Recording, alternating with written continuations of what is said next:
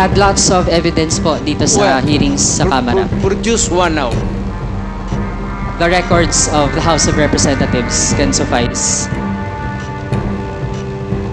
He's going around until now and making friends with everybody. Lahat ng mayor yan dinedikit. Ganon ang mga in-check. Lahat ng businessmen sa China, mainland China, pag nagdigusyo, nagdidikit yan ng mga politiko, especially the mayor. Alam mo sir, magtanong ka mga marami na akong police pinatay na gano'n. Na pagkatapos na huli sila, niyari ko talaga.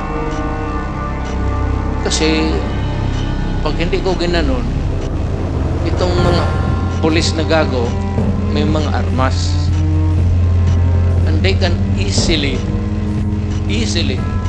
commit a crime na wala silang takot kasi yung civilian, ikaw ang paparusahin. Ay, chief of police, hindi mo kaya, itatapon kita dun sa talagang stricto. Lalo na sa police. Kasi may armas eh.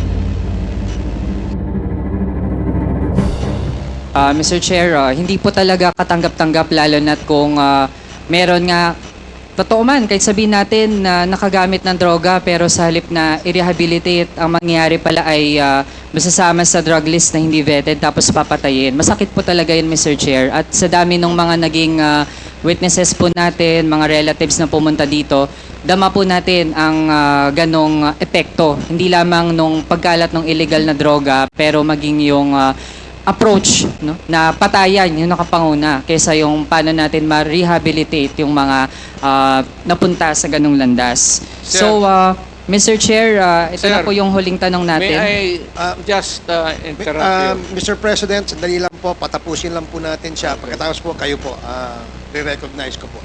Sige, please, wrap it up. Thank so you, that, Mr. we Chair. can Mr. proceed. Chair, huling tanong kasi lumitaw din naman na ang dating economic advisor ng former president na si Michael Yang ay actually involved sa illegal drug trade.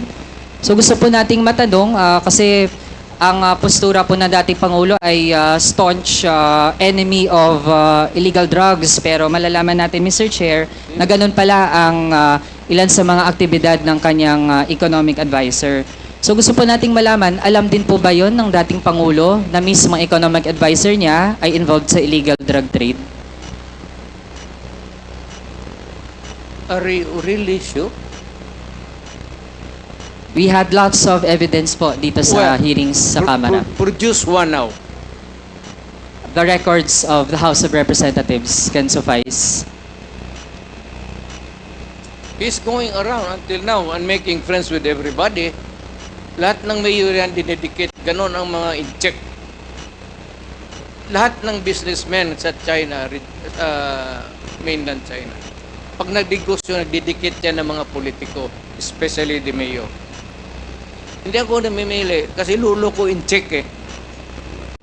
So ano bang problema ko kung maglapit yan dito, puro kriminal? Eh, magipag-inuman ako ng kriminal. Pagkatapos niyan, barilin ko.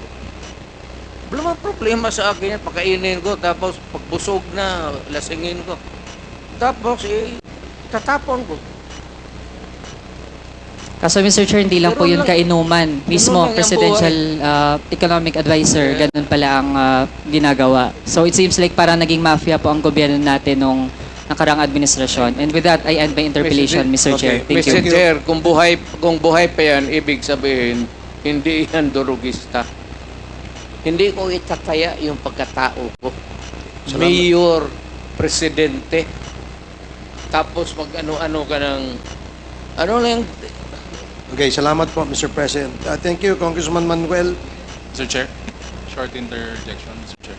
This is, again, in relation to the questions being raised by Congressman Pimentel. Yes, Mr. Chair. You And have some 2 of the questions raised by the Honorable Manuel. You have 2 minutes. Thank you, Mr. Chair. Magandang hapon po, Mr. Chair. Magandang hapon, former President Rodrigo Duterte. Naiintindihan po natin na, of course, the former President, when he was mayor, when he was President, hindi po naman talaga niya ima-micromanage yung mga betting, yung mga validation, yung mga numbers, yung accounting, ika nga. Pero were you aware, Mr. Chair, were you aware, former President, na nangyayari po lahat ng mga to sa mga human rights violations, sa mga PJK, saka parang papunta na sa bloody war on drugs yung mga nangyayari, Mr. Chair? Alam mo, sir, sabi ko nga, nagturo nga ako. Kung pumatay man ang pulis in the performance of duty, talagang didepensahan ko yan. Pero kung itong mga pulis na abusado or into crime, into drugs, into kidnapping, sir, alam mo, sir, magtanong ka mga ano. Marami na akong pulis pinatay na gano'n. Na pagkatapos na huli sila, niyari ko talaga. Kasi pag hindi ko ginanon, itong mga pulis na gago, may mga armas. And they can easily commit a crime na wala silang takot kasi yung civilian walang magawa. Kaya ako mainit ako sa mga abusadong pulis. Kaya sa Davao, yung mga abusado na pulis, ginawa ko talagang example of some itawag nila in their lingo, sample, na pinatay ko talaga. Para masabi ko lang na kuminto kayo. And because I wanted my city peaceful. And the only way to do it is to deal first with the criminals na sa law enforcement. Before you can go after the criminals outside, go after the criminals sa police. Kasi pag hindi mo magawa yan, walang mangyari. Kung Mr. lahat Chair. ng police doon, a few of them died. Mr. Chair, do you still recall kung, Mr. President, sino po yung mga pulis na yon, mga scalawag na pulis, yung mga criminal po na pulis? Hindi ko na maalala. Tuloy ko lang, Mr. Chair, last na lang po. Of course, the President, alam po natin, President po ay nasa umbrella, nandun po siya sa taas. And nasabi naman po niya, aware siya sa mga nangyayari, Mr. Chair. Ang ating pong presidente, he is fondly called Tatay Digong. Madalas po yun po ang karaniwan na tawag po sa kanya.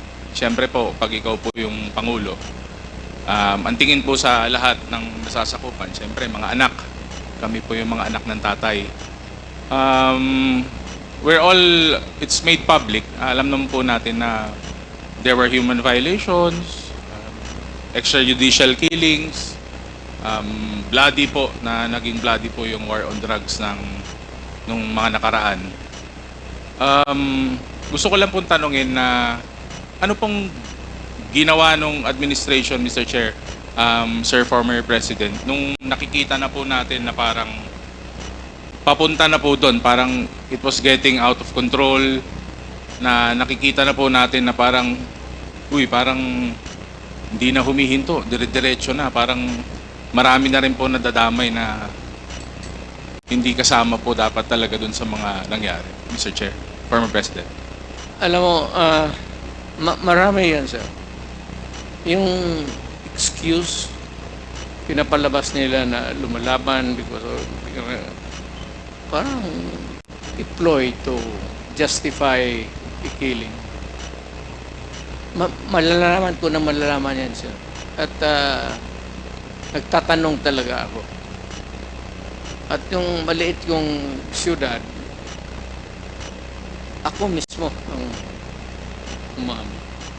Ngayon dito sa National, sa Command Conference, I remind the Chiefs of Police dito sa Maynila, ang sinasabi ko talaga, hintuin ninyo, stop him from doing it again or I will, ikaw ang titirahin ko. Ikaw ang parusahin ko. I will, chief of police, hindi mo kaya, itatapon kita doon sa Surigao. Talagang stricto ako. Lalo na sa police. Kasi may armas eh. Kaya ako, lumaki ako sir sa police eh. Tatay ko, politician. So alam ko yung racket nila. Hindi bago sa akin yung style na palusot dito, palusot doon. Hindi mo palusutan na gano'n. Kaya nga ako naglalakad minsan sa gabi sa Davao. At totoo yan sinabi kanina. Nagmumotor ako. Naghanap talaga ako ng anong hindi matapos ng pulis sa trabaho nila. Ako ang magtatapos. Ganon ang style ko. Maybe because I really want my city to be safe and clean. And I do not know if it's still on that level when I was the mayor. Hindi ko na masabi. But if you want to really ask big whether lahat ng ginawa ko right, well, sometimes it went wrong. But at this time, of course, I am not prepared to make a public confession. Maybe if I'm dying, cancer or what, then I would make my last confession to the public. Mr. Chair, former President, would you say meron pong konting tolerance on your part dahil po sa mga na-witness nyo at mga nakikita nyong kalokohan, kriminalidad since you were mayor, Mr. former Kinukorek ko, President? sir. Hindi ako ay ganun lang siguro ang pagtingin ng mga tao sa akin. Killer, ganun. But you know, Kindly wrap up, please, Congressman Ortega. galing ako sir sa, well, religious school. Graduate ako sa religious abogado ako. At ang dinibdib ko talaga yung law, sir.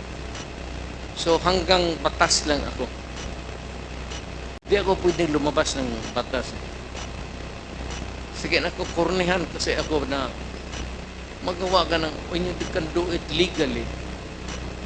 Jadi, kagaya noong sabi na yung sa prison na bakit ko ipapatay ang iyawa na yun?